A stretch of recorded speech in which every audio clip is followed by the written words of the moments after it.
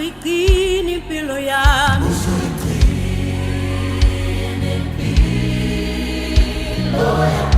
uphinde ukhusele umoya wami ukhusele umoya wami somando uzoyigcina impilo yami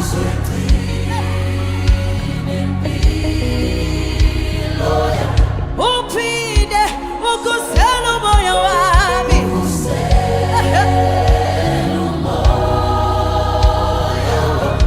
somando uzoyigcina impilo yami. My name is Wanga. I am from UJ APK STASM. And yeah, so may each one of you please introduce yourselves. All right. My name is Viwe Chonchi, and I am very excited about today, about this topic, especially as someone who's worked in leadership and the role of women on the continent. Currently, I am working on a project that's on HIV prevention, particularly focusing on the age group 15 to 24. And I also love my church. I am a member at 20 East 70 Adventist Church. Thank you. Hi. My name is Yawm. I am 25 and I'm an attorney, work here in Santon, and I live around work. So, yes. Hi, I'm Masahonola Andrews. Everyone calls me Hloslo. I am a transformation specialist. I work for a company, quite a few companies actually, but the one that probably why I've been called to sit on the panel today is a company called Yawm, in which we deal specifically with issues of transformation. So I'm very excited to be part of this panel today. Thank you so much. I'll go next. I'm not sure if I'm supposed to introduce myself because I'm not part of the panel. I'm just a guest. You're always welcome. Thank you. My name is Tabia Kabinde, and actually I will be leaving shortly because I've got another session at 3 o'clock. I am a clinical psychologist by profession, but my passion is really in transforming lives as well. My motto is transforming lives, one life at a time, transforming the world, one life at a time. And youth are really central to my mission. Okay, my name is Ngengi Mapena.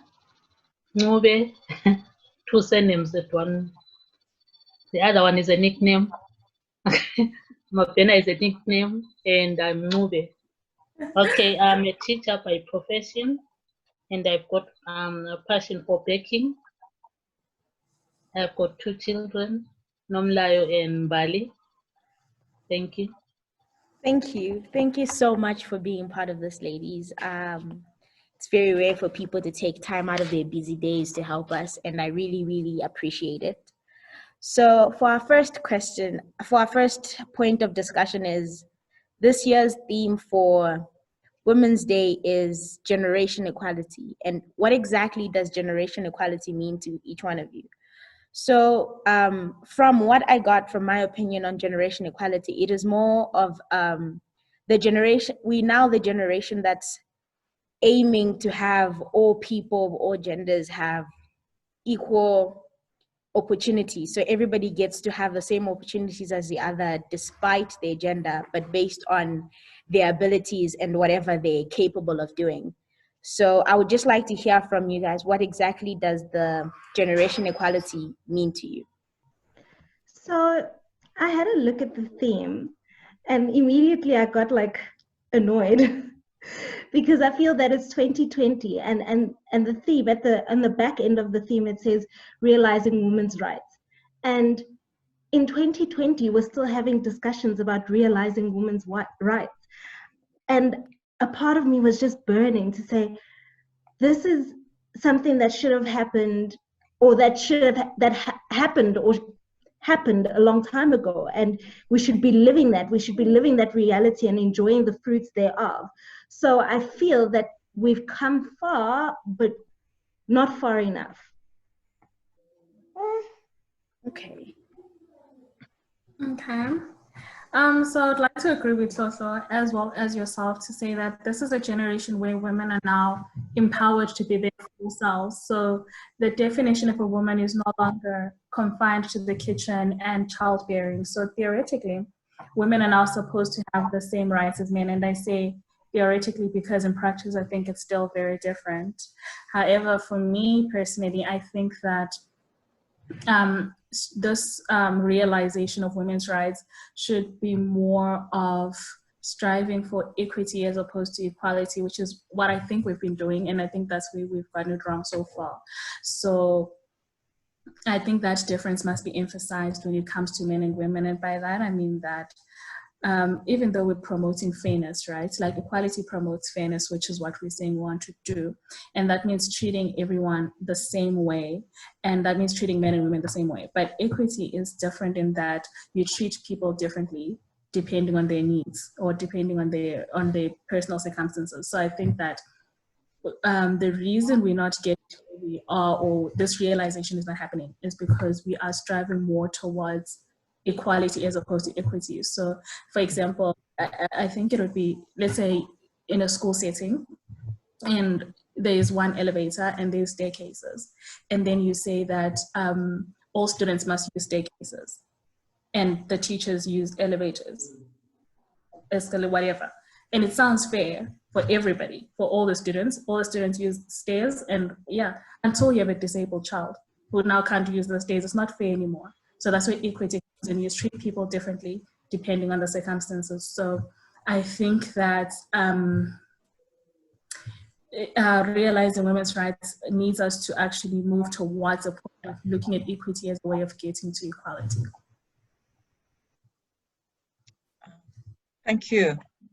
I think for me, what spoke to me is when I look at the other themes that we've had in the other years. I really like the fact that it says I am. I think where it does confirm, though, that we have not realized the women's right yet. And so it's the personalization that I like, that I am generation equity, because I think it confirms the agency. And I do agree with Nomlayo about the importance of equity in this. But one of the things that at the same time that tend to be communicated by equality is the fact of really getting equal opportunities and also this right, because I know I come from a different generation from Hloslo and Nomlayo, where even the idea of that, you know, if perhaps there were options for the boy child and the girl child to go to school, it would like, it's a done deal. Let's have the boy go because women, for whatever reason, so you're kind of blocked from having access. And I think we've come a long way, but we still have very far to go. And so that is why, for me, much as there are things that I challenge with this theme, but at least it's giving agency to us, and at the same time realizing that we do have a long way to go. Thank you. Welcome back, Lolo. I'm glad you managed to come back to the discussion. I agree with all of you with I see your point as well, to say that we've come a very long way, but we also have a long way to go still. And it's a good thing that we challenge and say, I am generation equality, because there's been people before us were not from a generation that had equality. Equality was something they had to keep striving for. So even though we say now we've gotten the equality, sometimes it seems like it's more on paper equality than it is actual equality in the field. So to say that it's realizing women's rights is to acknowledge the fact that as much as we say we still haven't realized it to the full potential that it can be realized. So working towards it is our goal. And I like the theme for this year. I like the part that we're actually working towards seeing it in action, instead of just speaking about equality and saying that we have realized it when we really haven't.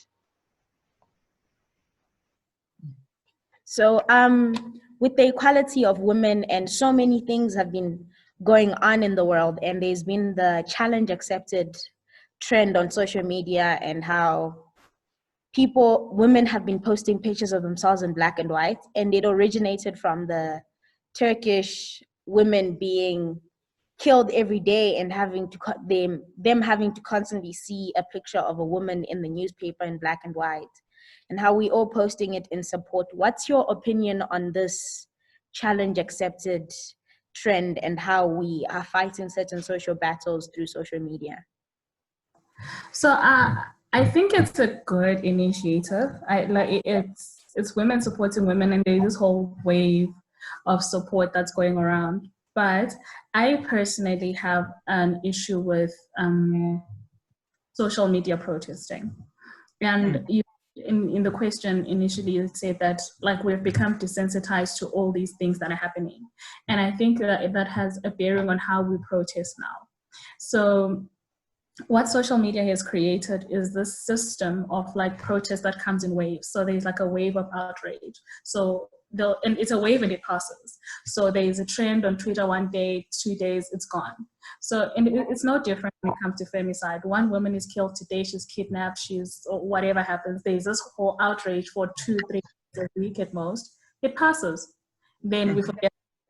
Another one gets killed, raped or whatever, we have this outrage and it passes. So, and I think what this does subconsciously is that people become desensitized over time to the waves because they know it's something that's just going to pass anyway. So I think it's a good initiative. I think we're now falling into this trap of having these waves, and then they pass, and then we say, but people are no longer considering us. But we also partake in like having a wave, and we stop protesting at some point, forget about it, something happens, and then we protest, and over time we become desensitized to the protests. Yeah, just to follow up on what Nomlayo was saying, I think for me, I'd like to make 2 points. The first one is then what next? What are we doing about it? It might be a good start. But the idea of being on social media, it's like something is literally happening in the cloud. It's up in the air, but how to be grounded to make sure that, people are brought to book, things are changing as a result. And then the second point that I would like to make is actually related to the number of people who have access actually to social media. I mean, of the 7.8 billion people in the world, only 4.5 have access. However, because you can think that's a good number because it's 59%, but 2 billion of those are in Asia, and most of those are in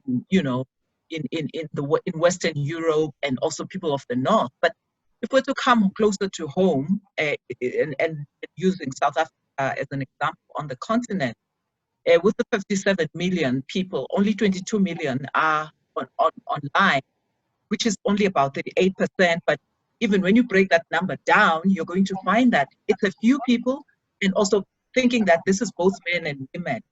So usually it's perhaps those who are not even as exposed. Remember that even with this challenge accepted, there was a time, it was joined by people with influence.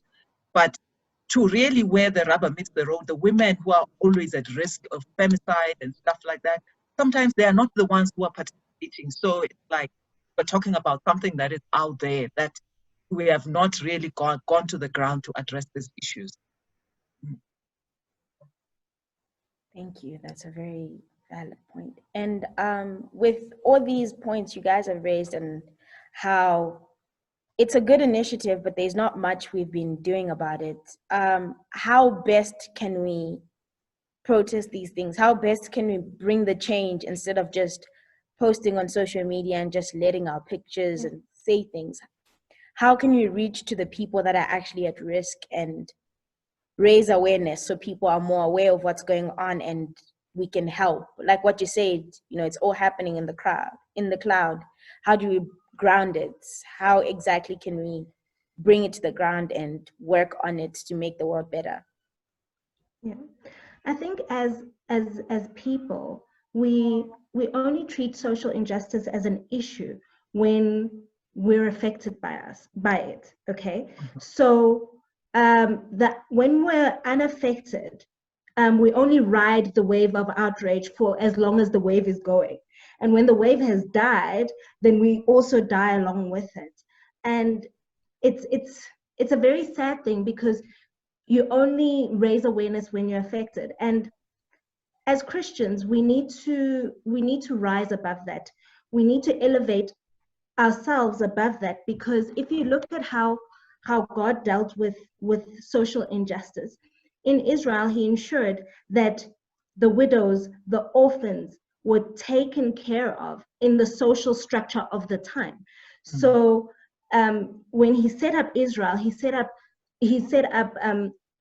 institutions or ways in which Israel could look after the disenfranchised. If you look at Matthew 25 from verse 39, when Christ is teaching about looking after the disenfranchised, he said that when you treat people well, when you visit the sick and you look after the poor, that you do unto me.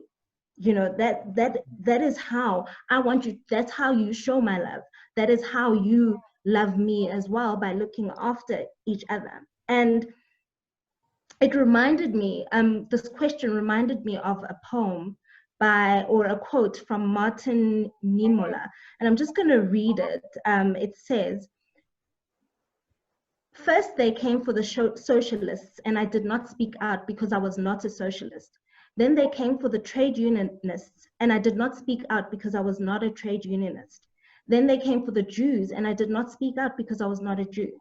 Then they came for me, and there was no one left to speak for me." And I think, we're now in a time where we cannot afford to look away, because the Bible warns us that it's gonna get worse. The times that we live in are gonna get worse. There'll be more hate. There'll be a lot of people who are waxing cold, you know, the love will wax cold. And us as Christians, we need to elevate ourselves above riding a wave and actually become active in dealing with social injustice. I actually like the quote that you shared with us. You know, you educate a man, you educate a man, you educate a woman, you educate a generation. And as you're asking us, what are some of the things? Right enough, this one takes more of a long-term approach. And I think that is quite crucial, because what happens is when you educate women, you reduce the fertility rate and really achieve sustainable population size. I mean, in the work that we do, one of the things we've found is just an extra school year reduces fertility rates by 5 to 10%. And with just primary education of the woman, the infant mortality rates are reduced by half, meaning that if you compare women who never went to primary school and those who went to primary school, like having their children die at birth, those that have gone to just with primary education. And also the number of years a woman spends in education is usually inversely correlated with the number of children she will bear in her lifetime. So for instance, this thing of having child marriages, someone is married at the age of 13, you know, by the time they are 20, they've had 7 already, and you have to think about the health of those children. So the issue of really educating women is at the core. And I'm not by any way saying that the women who are victims of femicide and things like that are uneducated women. No. Because we know that some of these are qualified women, but we're saying on the whole, when at least a woman is educated, a woman has got choices, you know, they can make the decision not to even be in an abusive relationship, because sometimes people are stuck in those areas, because like, if I go, who's going to feed my children? And so that idea of really ensuring, because as statistics is still showing us, a significant number of women in many of our countries, including South Africa, still are not as educated. I'm thinking of the Muslim women, that they are, you know, they can't even say, and they have no word when it comes to their husband. So what can we say about their rights there? Do they have any rights? Or they are still overtrodden by their husbands or males? Because even a young boy can say anything to the mother, and the mother won't say, and in fact the father won't react because the male child is dominant in the family.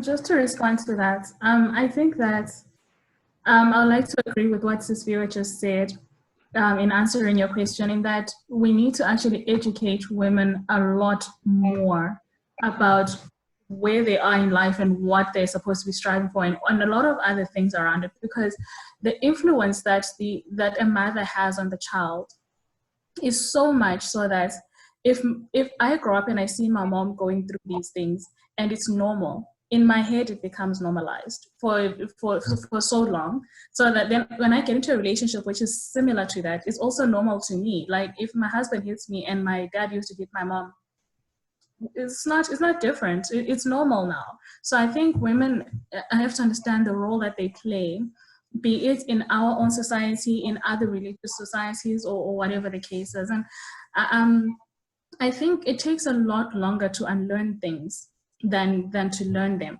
We learn a lot of things, and over time, it's hard for us to unlearn those things.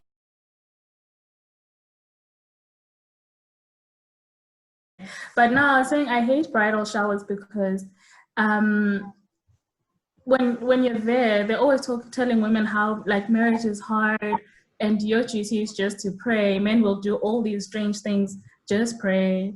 And like you perpetuate a system where people just feel like they're being abused, they're just not praying enough, instead of like accepting that this is actually not how things are supposed to be. So I think older women really, really are creating a dangerous situation for their younger ones. And I recently was listening to this other video where this woman was talking about how her daughter just died at the hand of her husband. And she says that when the daughter was younger, she used to be abused. Like the mom used to be abused all the time. And the child used to ask her why she's not leaving. And she would say, you think this house is standing because, like, you know, I would just leave it at one thing. I'm staying because of you. This is my home. And when the child went and she was being abused, the mom is like, no, you know, like, you know that thing, Musato Sora Tipa or whatever, this is how your home will stand. And eventually the guy killed the child, like from and the mom was now saying, now I blame myself because I should have told her to come back home, but I didn't, because I believe this is how your home will stand. So I think mothers have a very huge role to play in assuring their children that they still have a home in their house, and this is not how it's supposed to go.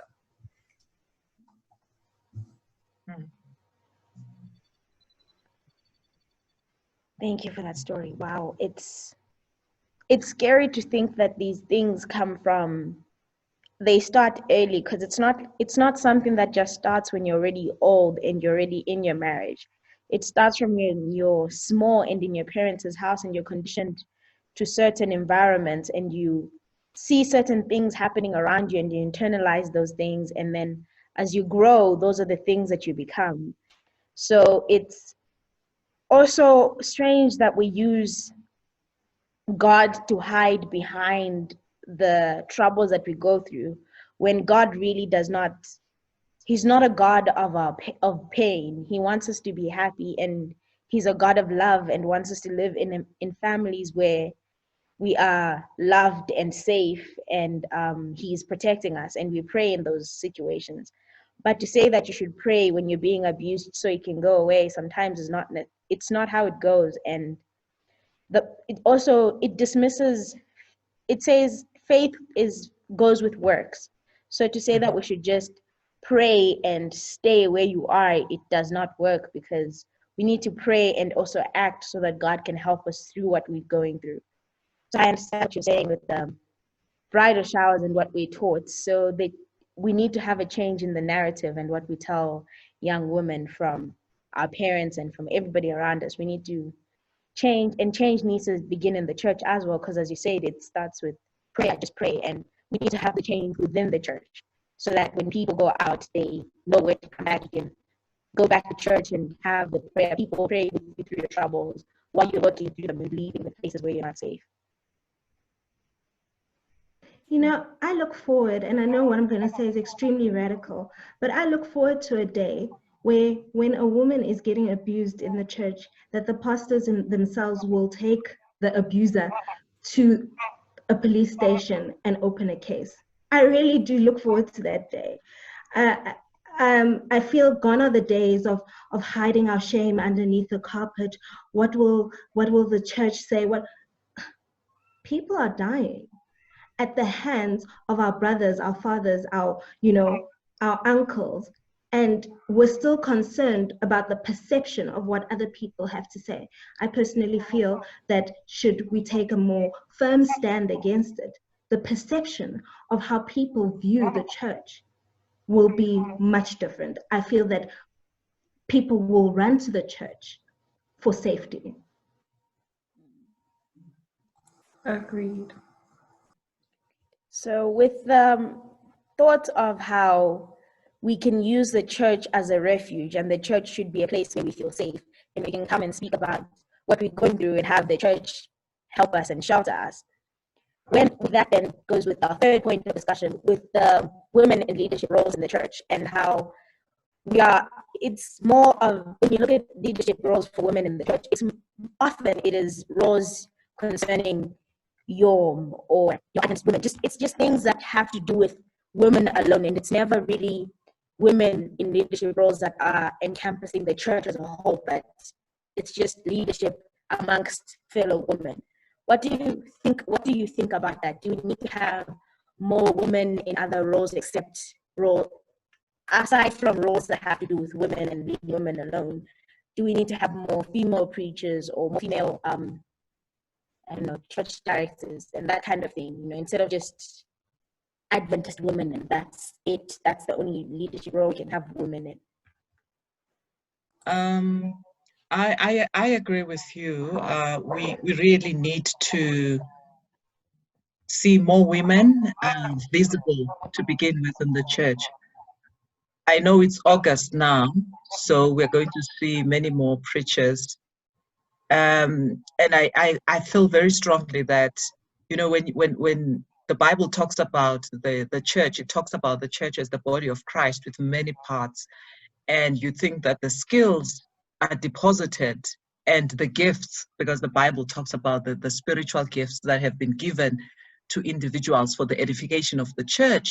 And so if then we tend to exclude, like when you think about the South African population, 51% of the population is female.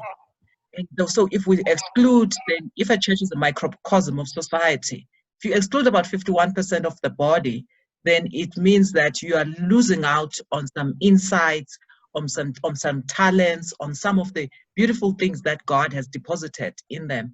I mean, one of the things that is always a shocker when I go to elders meetings, I mean, even when you think that in Gauteng, you have got more women, even outside of the church, in leadership positions, but you find that it's even less than 10% of women who are there as elders in the church. And I do not think that it's because women are not capable, but it's because they have not been given the opportunity.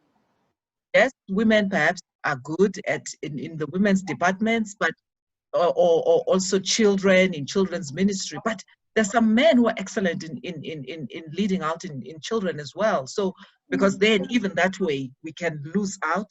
And I think we really need to be serious about ensuring that all of God's children with their different talents are, used. Because sometimes I see it in young people, here there's young women, blah, blah, blah.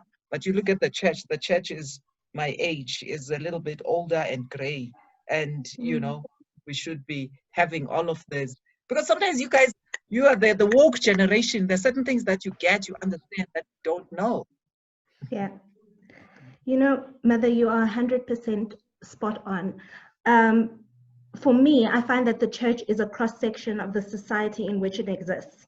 So it is the reason why to date, we've not had a South African female president. It is the reason to date why the TOC has never had a female president.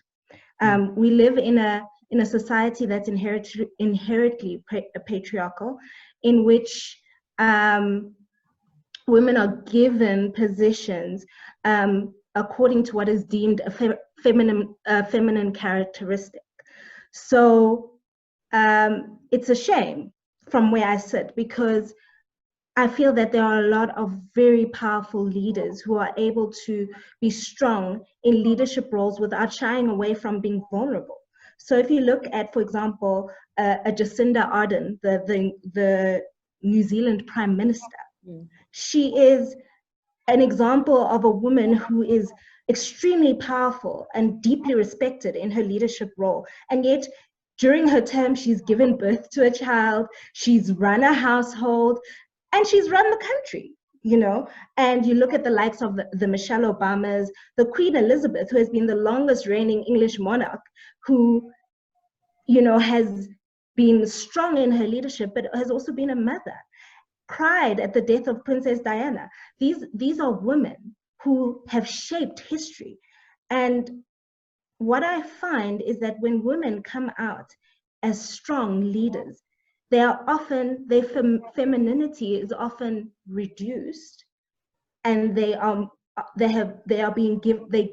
given characteristics which are said to be in competition with men. So you know, when a woman is strict as a boss and demands performance, she's deemed an angry Black woman or an angry white woman.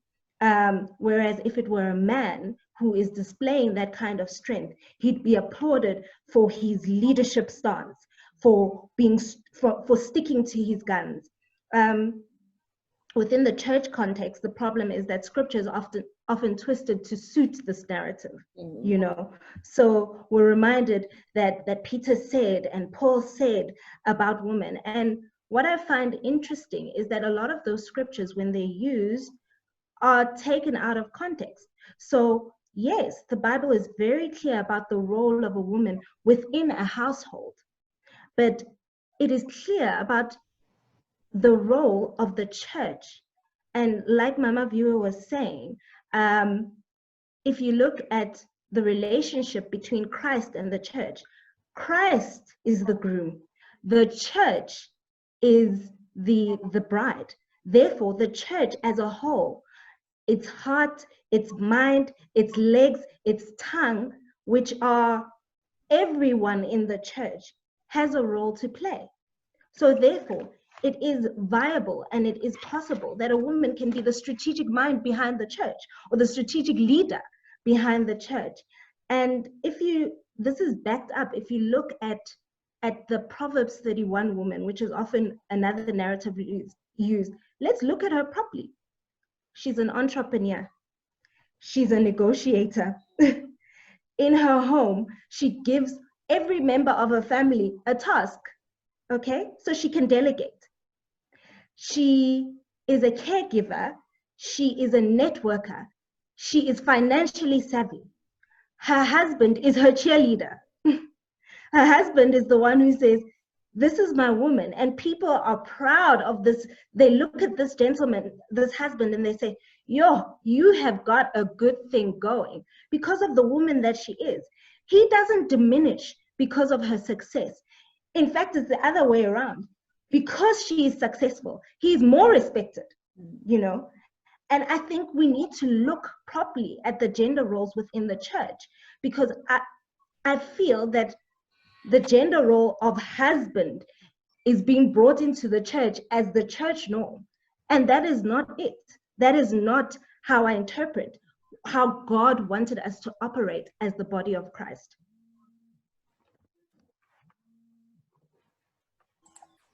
Okay, so I think that so religion, for the most part, has been a perpetuator of patriarchy, and we cannot run away from that. The Bible was written by men, from a male perspective.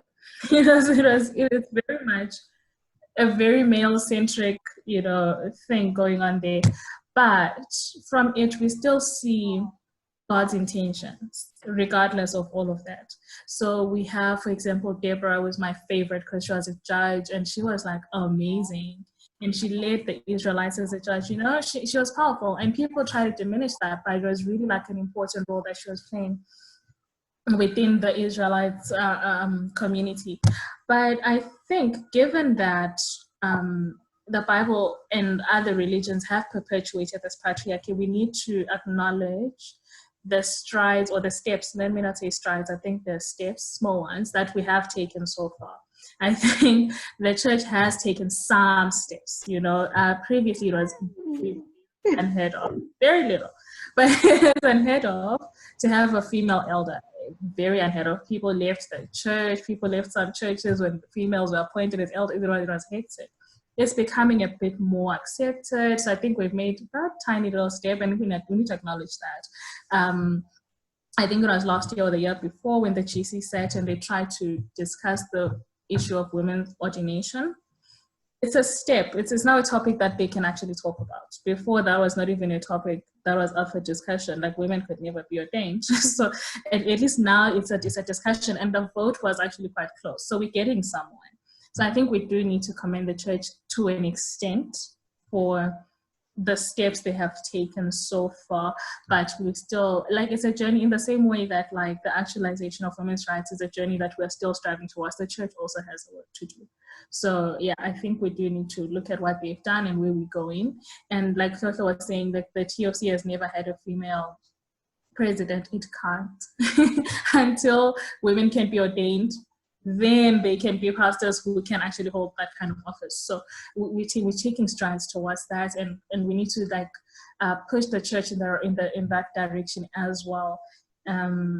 So when they go there, we need to have these discussions with our leaders before they go there, so that it actually comes to fruition. But we are moving in the right direction. I was saying on the question of women disliking women and how it's been relegated to a personality difference. And I was saying that we don't get along with everybody in our lives, whether they're male or they're female. And I think when it comes to women, it's only emphasized because it only highlights like the chain of oppression that exists in our society. So as I was saying, if you have read Adolf Huger's Bosman and Lena or watched it in theater, you will, where they speak about how white policemen at the time would come and destroy Black family homes in front of the husband and the wife and the kids. And then this man is just like very helpless.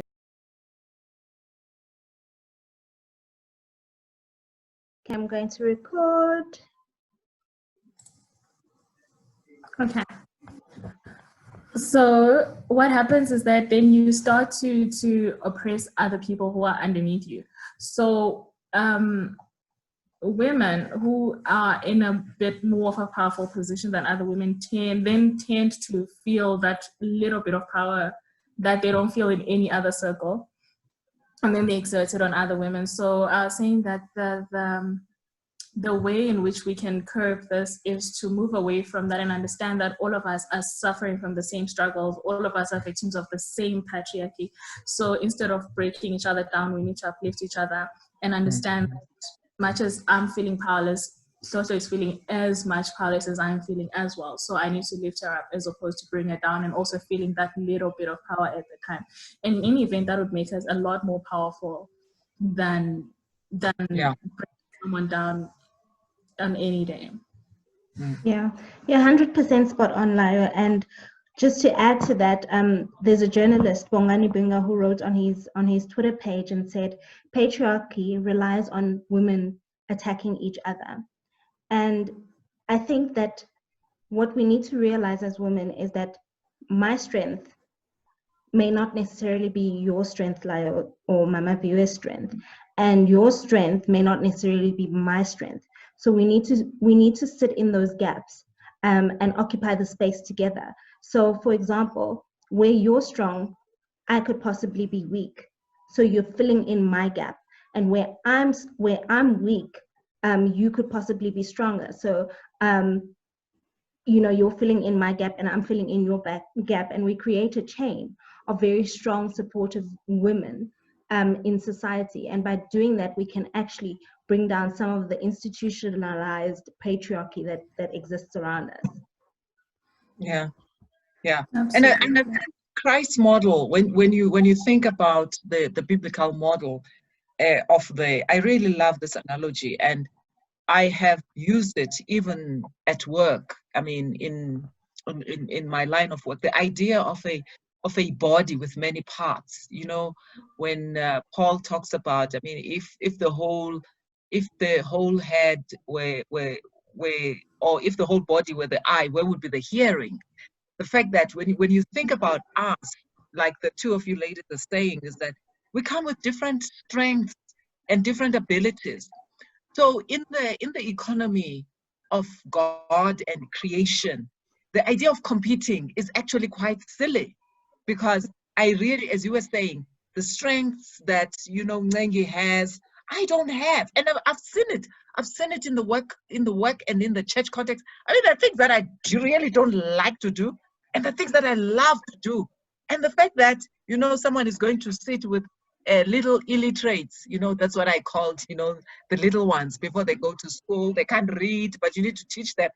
In my head, it's like, teach someone who can read, but there are men and women who excel at doing something like that.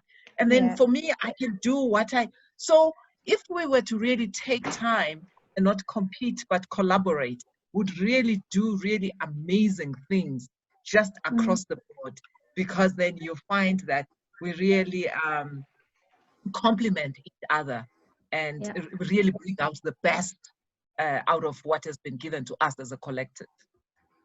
Yeah. Absolutely.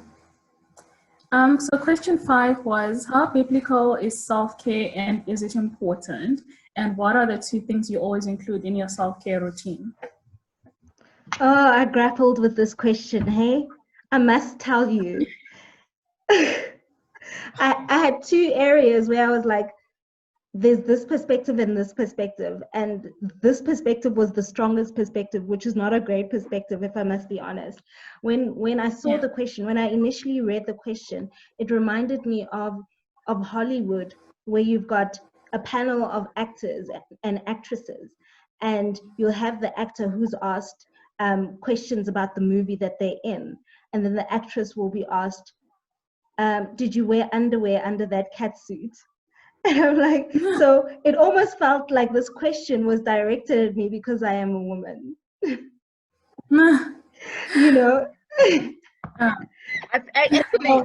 me, so I saw it as very positive. And to me, the text that came to mind is, love your neighbor as you love yourself. That's correct. And I was like, okay, because even you remember the text that talks about the one that is, I think, in the context of marriage, that you must love your wife, and it actually uses a silly analogy that who would because she's a part of you, who would beat up his body unless you are someone who's really foolish. So that's how I looked at it, and my answer to that question is that I think it is biblical to take care of yourself. I mean, but I have shared this with you. Even with lockdown, as much as possible, I'm working from home. I try and take care of myself. I'm not doing it for anyone. Just for me. Just like, oh, okay. And then the 2 things for me is one of them is my daily exercise, because I feel very strongly as part of my self-care. It's good for health, and also the fact that then I don't need to spend a lot of money changing my wardrobe, because I have increased in size. So I try and run 40 kilometers a week at least, and so that's something that I do. And I'd also, I think for mentally, as we were hearing the other day, that you get endorphins from exercise. And just making sure I wake up and take a shower every day. and also exercise. Yeah, but the other important one, obviously, I think this one is more on the outside, ensuring that I fortify myself by spending time with the Lord so that I get focused. Otherwise, it's really easy to get sidetracked. I think that I see that as part of self-care. So in terms of answering the question, when I looked at it from the other perspective, for me, I think that the most important and what is central to self-care is understanding your identity in Christ.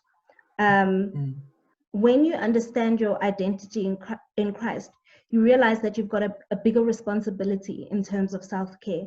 Because when you go out to help others, or to be a mother, or to be a wife, or to be a sister, or a confidant, you can't give what you don't have.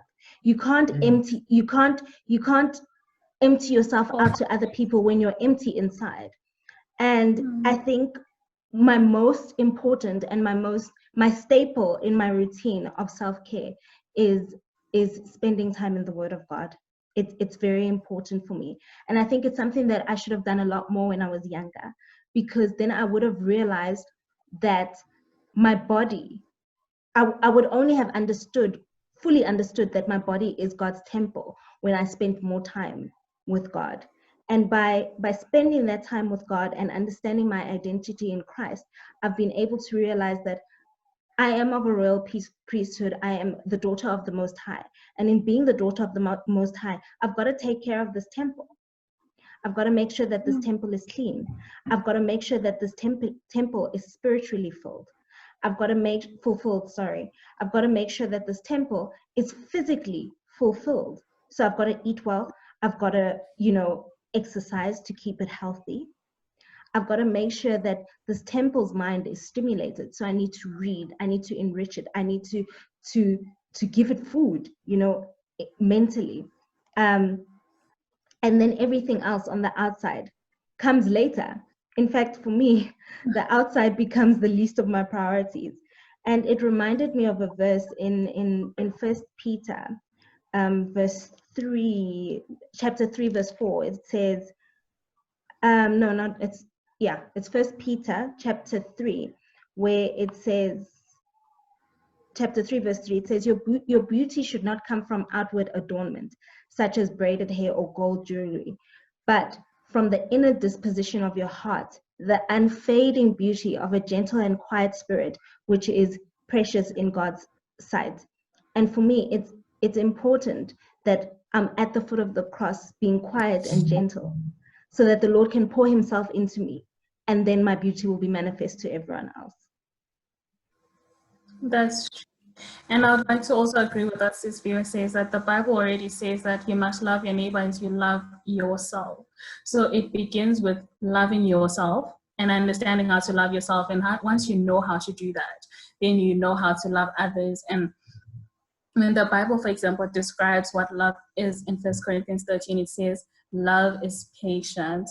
And I remember I was having a conversation with my mom to say, I'm genuinely not a very patient person with people. Like what Sophia was saying, she doesn't like it when things don't go the way she wanted them to. I don't like it, and I get really frustrated. But it recently, so during this whole lockdown period, I started a self-awareness journey, kind of, where I was looking at myself and what my own issues are.